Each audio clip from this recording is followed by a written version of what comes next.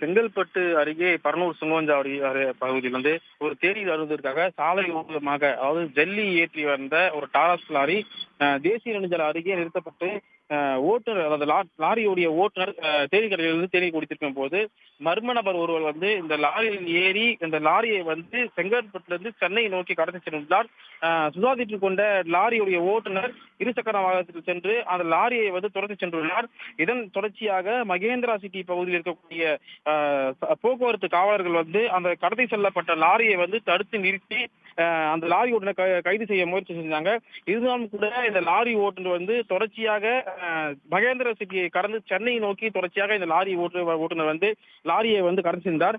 இதன் தொடர்ச்சியாக கிட்டத்தட்ட ஒரு 10 கிலோமீட்டர் தூரத்திற்கு செங்கல்பட்டிலிருந்து மறைமலை நகர் 10 கிலோமீட்டர் தூரத்துக்கு இந்த லாரியை வந்து தொடர்ச்சியாக இருசக்கர வாகனத்தில் வந்து பொதுமக்களும் காவலர்கள் கிட்டத்தட்ட ஒரு 4 பேர் தொடர்ச்சியாக இந்த லாரியை தொடர்ந்து சென்று மறைமலை நகர் பகுதியில் வந்து தடுத்து நிறுத்தி விபத்து ஏற்படுத்திதான் இந்த லாரியை வந்து முதல் கட்டமா தடுத்து நிறுத்திருக்காங்க.